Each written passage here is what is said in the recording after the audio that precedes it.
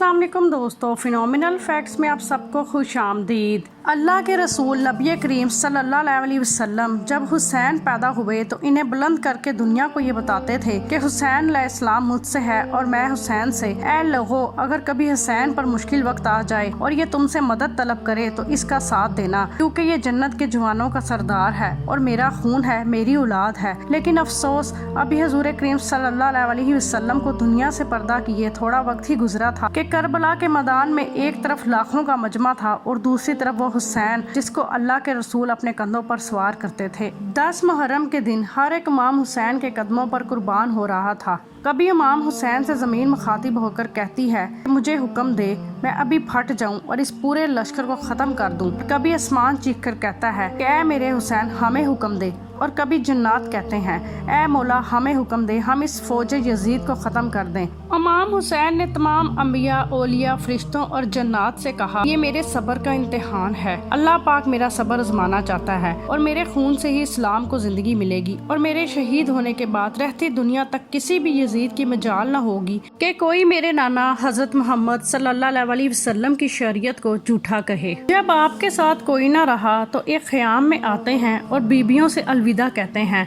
इमाम सज्जाद को वसीयतें करते हैं कि इस्लाम के लिए हर दुख तकलीफ को बर्दाश्त करना, लेकिन कदम कदम पर अपने नाना की रसालत की गवाही देते रहना। बीबियों को अलविदा कहकर जुंजना को हुक्म देते हैं कि ऐ मेरे घोड़े मुझे मैदान में ले चल। जुंजना आगे नहीं बढ़ता। इमाम हुसैन जुंजना के कदमों में देखते हैं कि आपकी बेटी सकीना जुंजना के पैरों में लिपटी हुई है।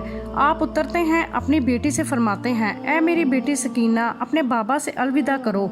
बीबी सकीना फरमाती हैं कि जो भी मैदान करबला में गया वापस नहीं आया। आप फरमाते हैं ऐ मेरी बच्ची हमारे खून से तुम्हारे नाना का दीन बचेगा, सब्र करो।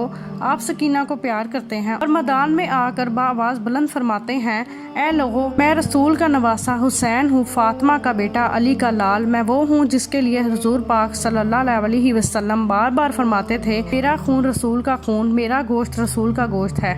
क्यों मुझे मारना चाहते हो? क्या मैंने दीन में कोई तब्दीली की है?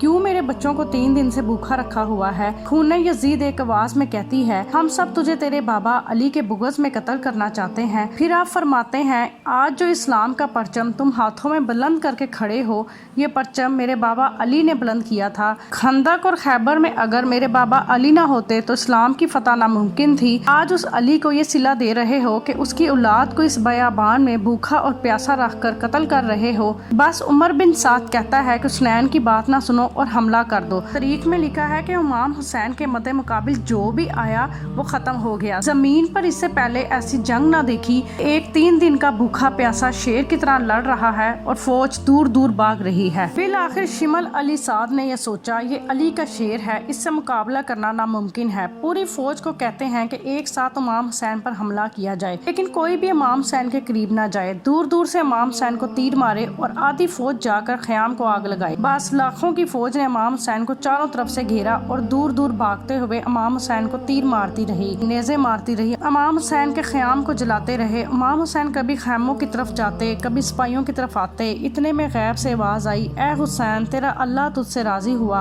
हुसैन तलवार को रोक लेते हैं तो वो लोग जो इमाम हुसैन को देखकर भाग गए थे वो भी करीब आने लगते हैं और दूर से या पास से जिसके हाथों जो चीज़ होती वो इमाम हुसैन की तरफ फेंकने लगते थे।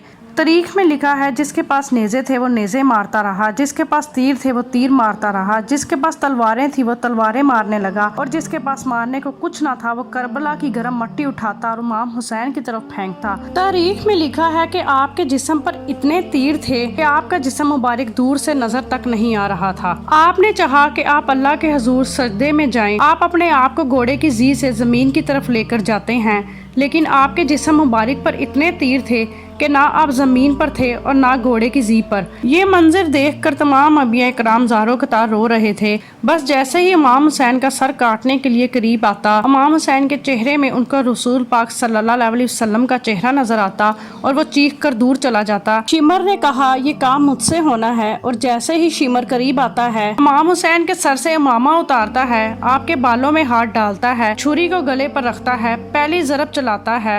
हज़रत आदम अलैहिस्सलाम अल्लाह के रसूल सल्लल्लाहु अलैहि वसल्लम फरमाते हैं, या रसूल अल्लाह मैं नहीं देख सकता।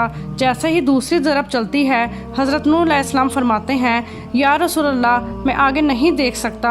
जब तीसरी ज़रब चलती है, हज़रत इब्राहीम अलैहिस्सलाम फरमाते हैं, या रसूल अल्लाह आगे मैं नहीं देख सकता। मैंने तो अपने बेटे की कुर्बानी के वक्त अपनी आँखों पर पट्टी बांध ली थी, आगे मैं नहीं देख सकता। बस ज़रब चलती रही। एक वक्त ऐसा आया, अल्लाह के रसूल ने आंखें बंद की और फरमाया, ए अली आगे मैं नहीं देख सकता। इमाम अली ने भी आंखें बंद की और बीबी फातिमा से फरमाने लगे, ए फातिमा आगे मैं नहीं देख सकता। बीबी फातिमा ज़हरा देखती रहीं और शिमल मुसलसल इमाम हुसैन के गले पर खंजर चलाता रहा।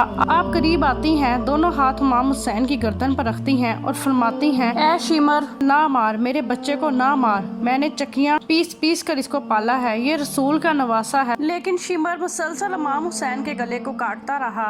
शिमर देखता है कि इमाम हुसैन के मुसलसल लब हिल रहे हैं। सोचा शायद हुसैन हमें बदवा दे रहा होगा। करीब आकर जब सुनता है तो इमाम हुसैन फरमा रहे थे, ए अल्लाह मेरे बच्चों की कुर्बानी कबूल करना, मेरे अजीज़ों की कुर्बानी कबूल करना। मेरा शुक्र है कि तूने अपने महबूब के नवासे हुसैन को इस अजीम कुर्बानी के लिए चुना। मेरी कुर्बानी कबूल करना, और अगर मेरी 70 जानें भी होती वो भी तेरे नाम पे, तेरे इस्लाम पे कुर्बान करता। ये थी हमारी आज की वीडियो पसंद आई हो तो मेरे चैनल को लाइक और सब्सक्राइब करें। मिलते हैं नेक्स्ट वीडियो में, तब तक के लिए अल्लाह हाफिज़।